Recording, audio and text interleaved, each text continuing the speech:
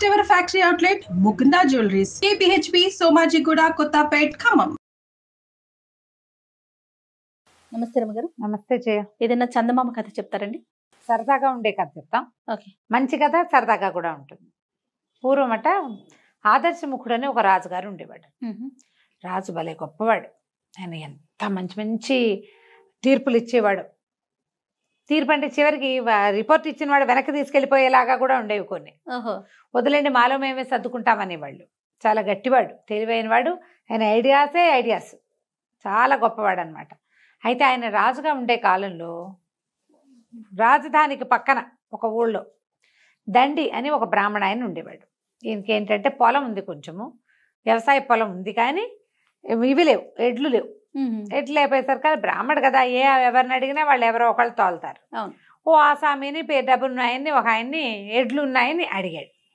ఏమిటి నాకు ఎడ్లు కావాలంటే ఆయన ఏమన్నాడు, సరే మా ఎడ్ల తోలుకోండి పంతులు గారు అని చెప్పాడు. ఈ దండ ఏం చేశాడు, ఓ జత మంచి పెద్ద ఎడ్ల సలీసుగా ఉన్న వాటిని తీసుకుని వెళ్ళాడు. తవ్వుకున్నాడు, దున్నుకున్నాడు నేల. దున్నుకున్న తర్వాత ఎడ్లను తోలుకొచ్చేసరికి వాళ్ళ ఆసామి నడవాలో కూర్చుని కంచం పెట్టుకుని అన్నం తింటున్నాడు. పొద్దుటి పూట సద్దన్నం తింటారు కదా.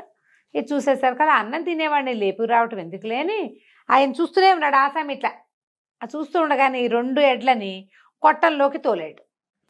తోలి అన్నాడు, వెళ్ళిపోయాడు. ఏ నోటితోటి ఏమనలా, చెయ్యి ఊపాడు. ఈ ఆసామి అన్నం తింటూ ఎడ్లు 2 కొట్టంలోకి వెళ్ళటం చూశాడు కూడా. ఓకే. ఓ గంట పోయాక ఆయన దారిన ఆయన పోయాడు. ఒక గంట పోయాక ఈ అన్నం తింటున్న ఆసామి చేయి కడుక్కుని దొడ్లో ఏవో సవరించుకుని వీళ్ళతో కబుర్లు చెప్పి కొట్టంలోకి వచ్చి చూసేసరికి ఎడ్లు లేవు. ఇదేం చేశాడు, కథ చెప్పుకున్నా కదా ముందు, తోలాడు, కట్టాడు కాదు, తోలాడు అంతే. ఆయన కట్టుకుంటాడు అని ఊరుకున్నాడు. అక్కడి నుంచి ఎడ్లు వెతికాడు, అటు ఇటు ఎక్కడ కనపడలేదు. కొట్టంలో ఉండాల్సిన ఎడ్లు లేవు. పోయి దండిని అడిగాడు, ఆ కొట్టంలో మరి మా ఎడ్లేవి అని. కొట్టంలోకి తోలుతిని కాదు అన్నాడు. ఏం తోలేవు, కొట్టంలో లేవు, మరి వచ్చి చూపించు అన్నాడు. వెళ్తే ఏముంది, కొట్టం ఖాళీ, అందులో ఎడ్లు లేవు. నేను తోలేను, నువ్వు చూసావు అంటాడు. నువ్వు నాకు చెప్పలేదు, నువ్వు తోలలేదు అంటాడు ఈయన. నువ్వు నాకు చెబితే వేరు, నా ఎడ్లను నాకు అప్పచెప్పాలి, నేను నీకు అప్పచెప్తుంది కాదు, నువ్వు కూడా నాకు అప్పచెప్పాలి కదా. ఇక ఇప్పుడు నా ఎడ్లు నాకు ఇస్తావా చస్తావా అని కూర్చున్నాడు. ఎడ్లకి ఒక జత ఉంటే దున్నుకోవడానికి గతి లేనివాడు కొనుక్కుని వచ్చి ఎక్కడి నుంచి ఇస్తాడు. అక్కడి నుంచి ఆసామి గారు ఒప్పుకోలే.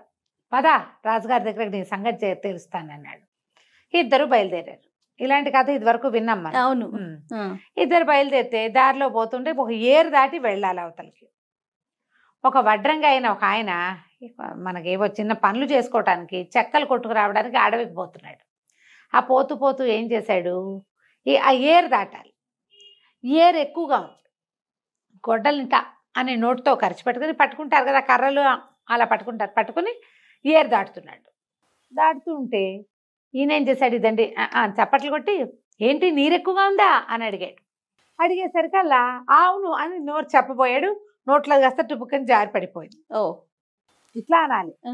సమాధానం చెప్పబోయేసరికి అలా అంటున్నాడు. ఆలేదు ఊలేదు వెళ్ళైపోయింది. గొడ్డలి నీళ్ళలో ఏరు వడిగా ఉంది కదా, కొట్టుకుపోయింది. కొట్టుకుపోయేసరికి ఊరవురా బాపనాయన ఇంత పని చేసావు, నా గొడ్డలు నాకు తెచ్చి అన్నాడు. నేనేం చేశాను అయ్యా మధ్యలో అంటే, నువ్వు మాట్లాడిచ్చావు కాబట్టి నేను మాట్లాడా కాబట్టి అది కొట్టుకుపోయింది. ఇప్పుడు ఎవడు జవాబుదారీ, అంతే. తొలుత మాట్లాడిచ్చిన వాడు కాబట్టి నువ్వే నాకు ఇవ్వాలన్నాడు. అనేసరికి ఇప్పుడు ఏం చెయ్యాలి, ఆసామి అన్నాడు, మేము ఎలాగో రాజుగారి దగ్గరికి తీర్పు పోతున్నావు, నువ్వు కూడా రా అన్నాడు.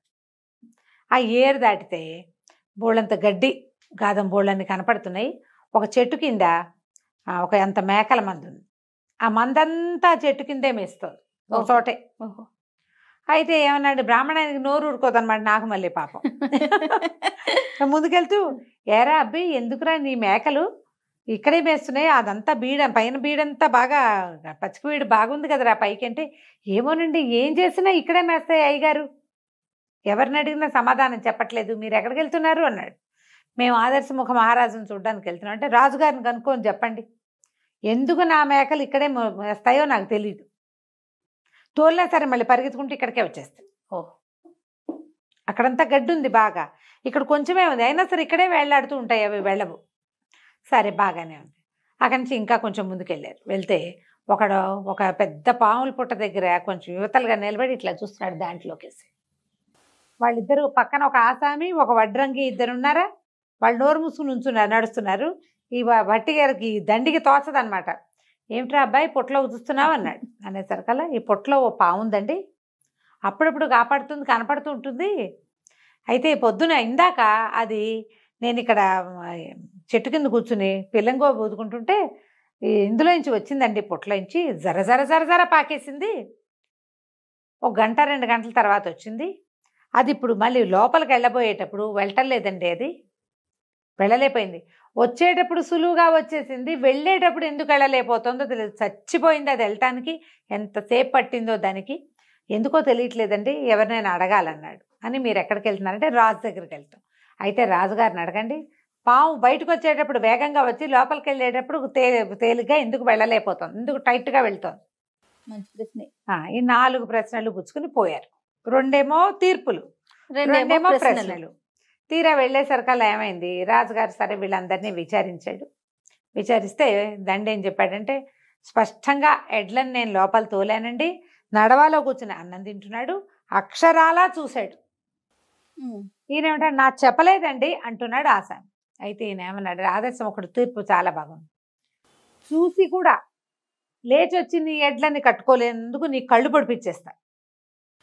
రాముడు తను ఎడ్లు తీసుకెళ్ళినవాడు, ఇదిగో నీ ఎడ్లు అని నీకు అప్పచెప్పినందుకు ఆయనకి 4 పీకిచ్చేస్తా, చెప్పు ఈ తీర్పు నీకు ఓకేనా అన్నాడు.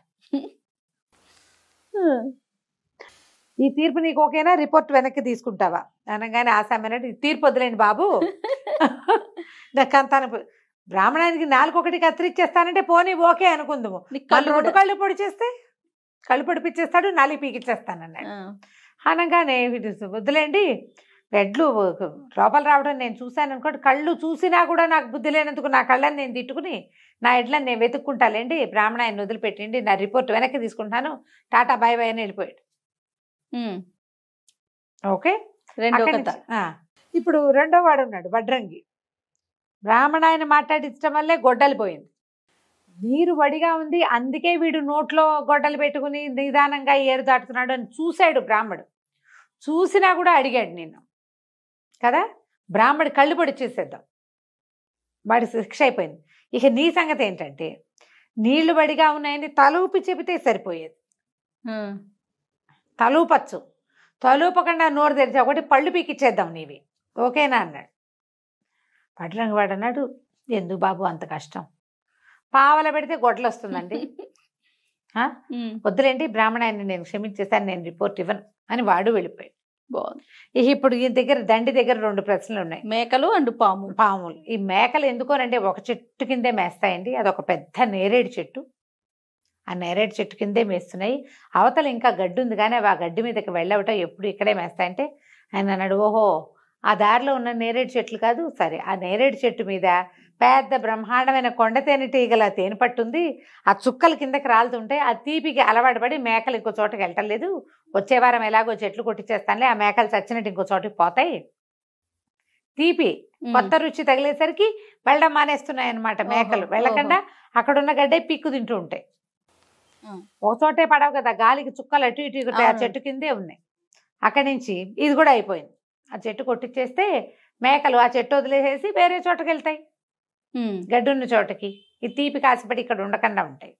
2వ క్వశ్చన్, ఇక్కడ పాము బయటకు వచ్చేటప్పుడు ఆకలితో వస్తుంది, బక్క చిక్కిపోయింది, పొట్టలో ఆహారం అంతా అరిగిపోతుందా, బయటకు వచ్చేస్తుంది చకచక చకమని. అది వచ్చేటప్పుడు ఏం చేస్తుంది, ఒక 4 కప్పలనో ఓ 2 అడవి కోళ్లనో దేన్నో మింగేసి వస్తుంది, తినొస్తుంది, అందుకని లావుగా అయిపోతుంది, లోపలికి వెళ్ళేటప్పుడు ఆ కంతలోకి అందుకని వెళ్ళలేకపోతుంది, అంతే బాబు బ్రెయిన్ పెడితే సరిపోయేది అని చెప్పాడు. ఈ 2 సమాధానాలు తీసుకుని 2 తీర్పుల గురించి నవ్వుకుంటూ ఆ దండి మళ్ళీ వెనక్కి నడిచెళ్ళి వెళ్తూ అక్కడ ఉన్నవాడికి, ఆ మేకల వాడికి ఆ కబురు, పాము దగ్గర ఉన్నవాడికి 2వ కబురు చెప్పి తన గ్రామానికి వెళ్ళిపోయాడు. కథ కంచికి మనం ఇంటికి. చాలా బాగుందండి. నమస్తే రమగారు. నమస్తే.